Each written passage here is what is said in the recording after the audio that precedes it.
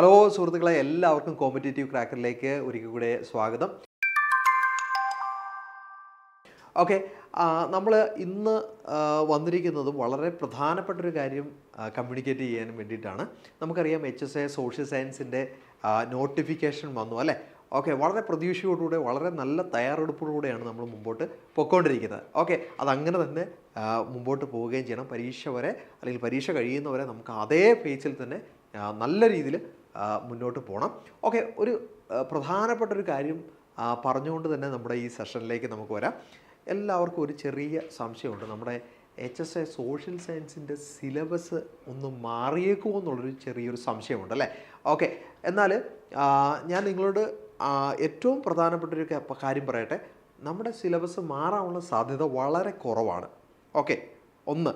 രണ്ട്, അഥവാ ഒരു ചേഞ്ച് വന്നാൽ പോലും നമ്മൾക്ക് പഠിക്കാനായിട്ടുള്ള കാര്യങ്ങളിൽ, അതായത് നമ്മുടെ കോർ ഏരിയാസിൽ മാറ്റങ്ങൾ വരത്തില്ല. അതിൻ്റെ അർത്ഥം എന്താണ്? നമ്മളിപ്പോൾ പഠിക്കുന്ന സിലബസ്, നമ്മളിപ്പോൾ ഫോളോ ചെയ്യുന്ന സിലബസ്, അത് കൃത്യമായിട്ട് അതേ രീതിയിൽ തന്നെ ഫോളോ ചെയ്ത് കഴിഞ്ഞാൽ, അഥവാ എന്തെങ്കിലും ചെറിയൊരു മാറ്റം വന്നു കഴിഞ്ഞാൽ പോലും നമുക്ക് എന്ത് ചെയ്യാനായിട്ട് പറ്റും? നമ്മളുടെ സിലബസിൽ പറഞ്ഞിരിക്കുന്ന കാര്യങ്ങൾ കൃത്യമായിട്ട് തന്നെ A to Z കാര്യങ്ങൾ നമുക്ക് കവർ ചെയ്ത് പോകാനായിട്ട് സാധിക്കും. അതുകൊണ്ട് നിങ്ങളുടെ മനസ്സിൽ അങ്ങനെ ഒരു ചിന്ത വേണ്ട. ഇനി പുതിയ സിലബസ് വന്നിട്ട് പഠിക്കാമെന്നൊന്നും ആരും ചിന്തിച്ച് കളയരുത്. കാരണം നമുക്ക് ഇനിയുള്ള സമയം വളരെ പ്രധാനപ്പെട്ടതാണ്. അതുകൊണ്ട് തന്നെ നമ്മൾ കൃത്യമായിട്ട് നമ്മുടെ സിലബസ് അത് കൃത്യമായിട്ട് മനസ്സിലാക്കിയതിന് ശേഷം എന്തൊക്കെയാണത് അതിനകത്ത് നമ്മൾ പഠിക്കേണ്ടത്, അത് ചിട്ടയോടുകൂടി നമ്മുടെ ഒരു പ്ലാനിനനുസരിച്ച് തന്നെ മുമ്പോട്ട് പഠിച്ചു പോകണം. ഓക്കെ, ഈ കാര്യമാണ് വളരെ പ്രധാനമായിട്ട് നിങ്ങളോട് കമ്മ്യൂണിക്കേറ്റ് ചെയ്യാനായിട്ടുള്ളത്. ഓക്കെ, ഇന്ന് നമ്മൾ പ്രധാനമായിട്ടും മറ്റൊരു കാര്യം കൂടെ നോക്കാനായിട്ട് പോവുകയാണ്. നമ്മുടെ HSA സോഷ്യൽ സയൻസ് സിലബസിൽ എന്തൊക്കെ കാര്യങ്ങളാണ് നമ്മളോട് പഠിക്കാനായിട്ട് പറഞ്ഞിട്ടുള്ളത്. ഓക്കെ, അത് നമുക്കറിയാം നമ്മുടെ സിലബസിൽ 2 പാർട്ടുണ്ട്. പാർട്ട് എയും പാർട്ട് ബിയും ഉണ്ട് അല്ലേ. അപ്പോൾ പാർട്ട് ബിയിലെ പ്രധാനമായിട്ടും നമ്മളോട് പഠിക്കാനായിട്ട് പറഞ്ഞിട്ടുള്ള കാര്യങ്ങൾ എന്തൊക്കെയാണ് എന്നാണ് നമ്മൾ ഇന്ന് നോക്കാനായിട്ട് പോകുന്നത്. അപ്പം സമയം കളയുന്നില്ല, നമുക്ക് നമ്മുടെ ടോപ്പിക്കിലേക്ക് വരാം. ഓക്കെ, അപ്പോൾ ഇവിടെ നോക്കിയാൽ നമുക്ക് സോഷ്യൽ സയൻസ് എക്സാമിൽ പാർട്ട് എയിൽ പ്രധാനമായിട്ട് 3 ഭാഗങ്ങളാണ് നമുക്ക് പഠിക്കാനായിട്ടുള്ളത്. ഒന്നാമത്തെ ഭാഗം എന്ന് പറഞ്ഞു കഴിഞ്ഞാൽ നമുക്ക് ഏവർക്കും സുപരിചിതമായിട്ടുള്ള റിനൈസൻസ് എന്ന് പറയുന്ന ഭാഗമാണ് അല്ലേ. റിനൈസൻസ് ആൻഡ് ഫ്രീഡം മൂവ്മെൻറ്റ് എന്ന് പറയുന്ന ഭാഗമാണ്.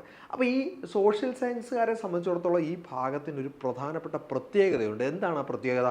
അതായത് നമ്മൾ പാർട്ട് എയിൽ ഇത് പഠിക്കുന്നതോട് കൂടെ തന്നെ നമുക്ക് പാർട്ട് ബിയിലും ഇതേ ഭാഗം തന്നെ നമുക്ക് പഠിക്കാനായിട്ട് വരുന്നുണ്ട്. ഓക്കെ, അപ്പോൾ നമ്മൾ ഈ പാർട്ട് എയുടെ ഭാഗമായിട്ട് തന്നെ നമ്മളിത് പഠിക്കുമ്പോഴത്തേക്കും വളരെ ഡീറ്റെയിൽഡ് ആയിട്ട് പഠിച്ചു പോയി കഴിഞ്ഞാൽ നമ്മൾക്ക് പാർട്ട് ബിയിൽ വീണ്ടും ഇതിലേക്ക് പോയി സമയം കളയേണ്ടതായിട്ട് ഇല്ല. ഓക്കെ, റിനൈസൻസും ഉണ്ട്, ഫ്രീഡം മൂവ്മെൻറ്റും ഉണ്ട്. നമ്മൾ പ്രത്യേകിച്ച് സോഷ്യൽ സയൻസുകാർക്കുള്ളൊരു ഏറ്റവും പ്രധാനപ്പെട്ട ഒരു അഡ്വാൻറ്റേജും കൂടെയാണ് ഈ മൊഡ്യൂൾ 1 എന്ന് പറയുന്നത് അല്ലേ. പാർട്ട് എയിലും മൊഡ്യൂൾ 1 എന്ന് പറയുന്നത്. അതുകൊണ്ട് തന്നെ കൃത്യമായിട്ട് ഈ ഭാഗം നിങ്ങൾ നന്നായിട്ട് പഠിക്കുക.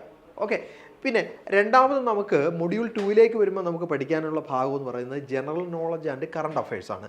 കൃത്യമായിട്ട് നമുക്ക് ജനറൽ നോളജ് എത്രമാത്രം ഉണ്ട് എന്നും കൂടെ ഈ ഒരു എക്സാമിനകത്ത് ടെസ്റ്റ് ചെയ്യപ്പെടുന്നുണ്ട് അല്ലേ. അതുപോലെ തന്നെ നമ്മൾ ആനുകാലികമായിട്ടുള്ള സംഭവങ്ങളുമായിട്ട്, പ്രത്യേകിച്ച് നമുക്ക് വിദ്യാഭ്യാസ മേഖലയുമായിട്ട് ബന്ധപ്പെട്ട്, നമ്മുടെ രാഷ്ട്രീയ സംവിധാനവുമായിട്ട് ബന്ധപ്പെട്ട്, നമ്മുടെ ഭരണഘടനാ സംവിധാനവുമായിട്ട് ബന്ധപ്പെട്ട്, അതുപോലെ തന്നെ നമ്മുടെ പരിസ്ഥിതിയുമായിട്ട് ബന്ധപ്പെട്ട്, കാലാവസ്ഥയുമായിട്ട് ബന്ധപ്പെട്ടൊക്കെ നമ്മുടെ വിവരങ്ങൾ നമ്മൾ കൃത്യമായിട്ട് അപ്ഡേറ്റ് ചെയ്യുന്നുണ്ടോ എന്നുള്ളത് ടെസ്റ്റ് ചെയ്യപ്പെടുന്നുണ്ട്. അതുകൊണ്ട് ഈ മൊഡ്യൂൾ 2ൽ പറഞ്ഞിരിക്കുന്ന കാര്യങ്ങളും കൃത്യമായിട്ട് തന്നെ നമ്മൾ ഫോളോ ചെയ്യാനായിട്ട് ശ്രമിക്കുക. അപ്പം കറണ്ട് അഫയേഴ്സ് എന്ന് പറയുമ്പോൾ നമ്മളൊരു 1-2 വർഷങ്ങൾക്ക് പുറകിലേക്ക് പോയാലും കുഴപ്പമില്ല എന്നാണ് ഞാൻ പറയുന്നത്. അതിൻ്റെ പുറകിലേക്ക് നിങ്ങൾക്ക് പോകാൻ പറ്റുന്നുണ്ടെങ്കിൽ നല്ലത്. പക്ഷേ നമുക്ക് വെറുതെ കാടടച്ച് പോയിട്ട് കാര്യമില്ല. ഞാൻ ഈ പറഞ്ഞ ഭാഗങ്ങളുമായിട്ട് ബന്ധപ്പെട്ട്, പ്രത്യേകിച്ച് വിദ്യാഭ്യാസം, അതുപോലെ തന്നെ നമ്മുടെ പരിസ്ഥിതി, രാഷ്ട്രീയ സംവിധാനം, കോൺസ്റ്റിറ്റ്യൂഷൻ, ഇങ്ങനെയൊക്കെയുള്ള ഭാഗങ്ങളുമായിട്ട് ബന്ധപ്പെട്ടിട്ടുള്ള പ്രധാനപ്പെട്ട കാര്യങ്ങളൊക്കെ ഒന്ന് മനസ്സിലാക്കിയിരിക്കുന്നത് നമുക്ക് പ്രയോജനം ചെയ്യും. ഓക്കെ, ഇനി നമ്മൾ മൊഡ്യൂൾ 3ലേക്ക് വന്നു കഴിഞ്ഞാൽ നമ്മളെല്ലാവരും പഠിച്ചു കഴിഞ്ഞിട്ടുള്ളൊരു ഭാഗമാണ്. പക്ഷേ പഠിച്ചു കഴിഞ്ഞ് മടക്കി വെച്ചിട്ട് കുറേ നാളായിട്ടുണ്ടെങ്കിൽ തീർച്ചയായിട്ടും നമ്മൾ എന്ത് ചെയ്യണം? അതൊക്കെ ഒന്ന് പൊടി തട്ടി എടുത്ത് വീണ്ടും അതിന് പരീക്ഷയ്ക്ക് വേണ്ടി കൃത്യമായിട്ട് തയ്യാറെടുക്കേണ്ട സമയം കൂടെയാണ്. ഓക്കെ, അപ്പോൾ ഇവിടെ മൊഡ്യൂൾ 3ൽ methodology of teaching the subject എന്ന് പറയുന്നത് വളരെ പ്രധാനപ്പെട്ടൊരു ഭാഗമാണ് അല്ലേ. അപ്പോൾ ഇതിനകത്ത് നമുക്ക് കുറച്ച് പ്രധാനപ്പെട്ട തിയറികളും കോൺസെപ്റ്റ്സും എല്ലാം നമുക്ക് മനസ്സിലാക്കി പോകേണ്ടതായിട്ട് ഉണ്ട് അല്ലേ.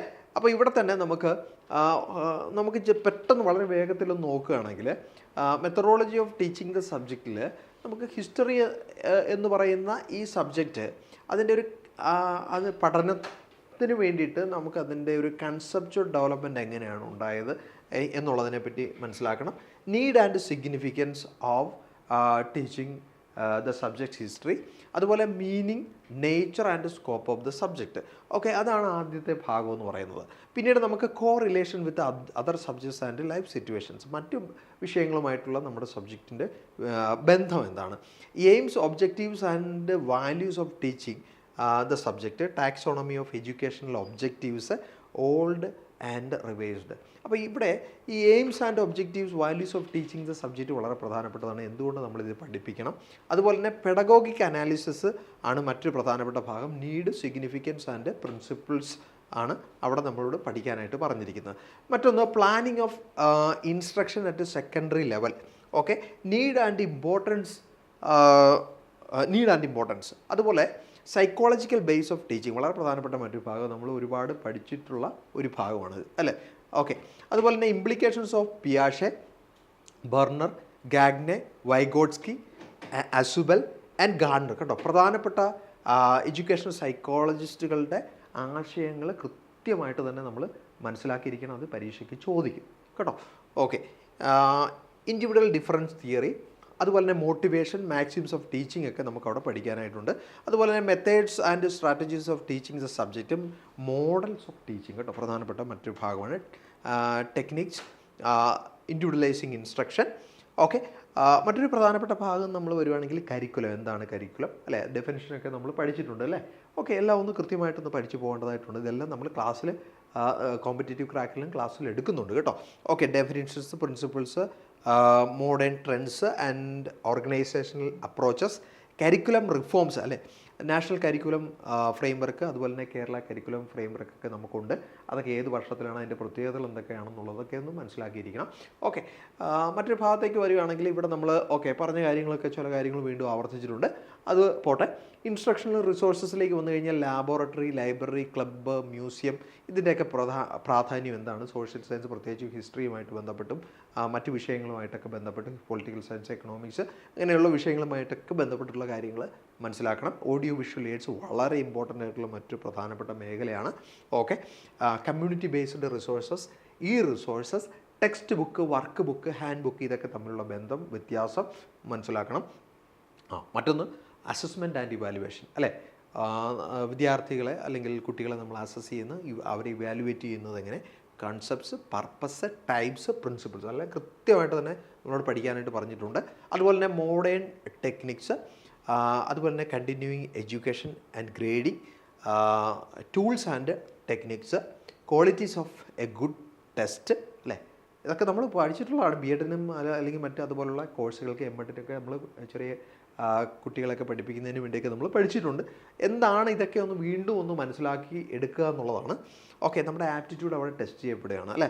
Okay, achievement test, diagnostic test, അതുപോലെ തന്നെ construction, characteristics, interpretation and remediation കേട്ടോ, ഇതെല്ലാം നമ്മളോട് ഒന്ന് മനസ്സിലാക്കി എന്താണ് ഇതുകൊണ്ട് അർത്ഥമാക്കുന്നത്, എന്തിനു വേണ്ടിയിട്ടാണ് ഉപയോഗിക്കുന്നത് ഒക്കെ നമ്മൾ ഒന്ന് പഠിക്കാനായിട്ട് പറഞ്ഞിട്ടുണ്ട്. ഓക്കെ, മറ്റൊന്ന് ടീച്ചറിൻ്റെ qualities, competencies, different Rolls, personal qualities, essential teaching skills, micro teaching, action research, ഈ കാര്യങ്ങളൊക്കെ നമ്മൾ ടീച്ചറുമായിട്ട് ബന്ധപ്പെട്ടുള്ള കാര്യങ്ങളാണ്. അത് കൃത്യമായിട്ട് നമ്മൾ ഒന്ന് മനസ്സിലാക്കി പഠിക്കേണ്ടതായിട്ടുണ്ട്. അപ്പോൾ ഇത്രയും കാര്യങ്ങളാണ് നമുക്ക് ഈ പാർട്ട് എയിൽ മൊഡ്യൂൾ 3 ഓക്കെ, അപ്പം ഇതെല്ലാം നമുക്കൊന്ന് കൃത്യമായിട്ട് പഠിച്ച് തയ്യാറെടുക്കുക.